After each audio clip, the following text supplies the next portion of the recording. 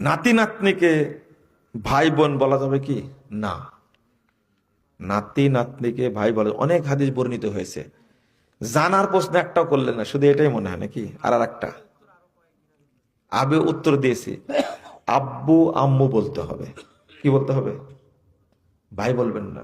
এটাতে কিন্তু একটা একটা বাজে কাজ করে। দাদা নাতনিকে নিয়ে আদর করছে, বেশি ডিস্টার্ব করলে কিন্তু তোর নানার কাছে পাঠাই দেবো। এটা তার কি বুঝলেন বলেন তো? সি সি সি, আস্তাগফিরুল্লাহ, নাউজুবিল্লাহ। বলছে, নাতনিকে বলছে আমার সাথে বিয়ে করবি? এই ভাই বোন ডাকার কারণেই এই বাজে কথাগুলো আসছে। হারাম।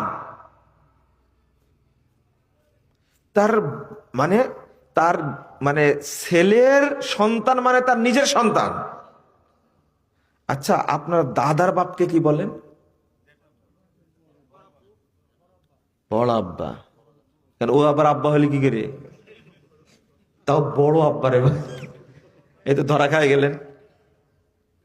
দাদার বাপ যদি আব্বা হয়, দাদার বাপ, তা কি বলি? বড় আব্বা। তার শুধু আব্বা, বড় আব্বা, বড় বাপ বলি আমরা। তো আপনি এই জায়গায় এসে ধরা খেলেন কেন? আপনার সন্তান ও সন্তান, আপনার সন্তানের যে সন্তান সেও আপনার সন্তান। আল্লাহ রাসূল সাল্লাল্লাহু আলাইহি ওয়াসাল্লাম হাসান হুসাইনকে কি বলতেন? আব্বু বলতেন। এটা হাদিস আসছে, ইবনি হাজা, আমার এই বেটাটা, এইভাবে ইবনি হাজা, আমার এই বেটাটা সাইয়্যিদু আহলিল জান্নাহ, জান্নাতের সর্দার হবে।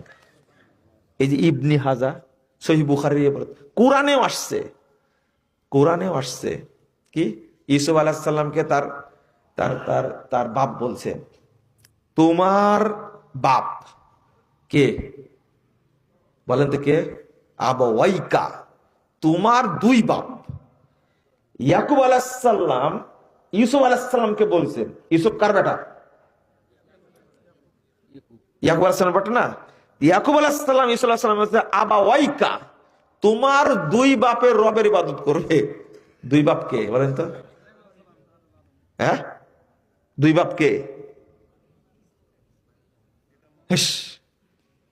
আবাওয়াইকা, তোমার দুই বাপ, ইব্রাহিম আর ইসহাক।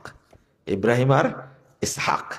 তাহলে ইব্রাহিম আলাইহিস সালাম কার বাপ হলেন? ইউসুফ আলাইহিস সালামের। অথচ বাপের দাদা, তাই না? বাপের কি দাদা? আর দাদা হচ্ছেন কে? ইসহাক। এই দুই বাপ। তাহলে তারা বাপই থাকে, কখনো ভাই হয় না। মনে থাকবে তো? আপনারা অবশ্যই বলবেন, নাতিকে বলবেন আম্মু, যেভাবে নিজের মেয়েকে বলেন মা, বলেন না? মা কোথায় গেলে? ঠিক এইভাবে নাতনিকে বলেন মা।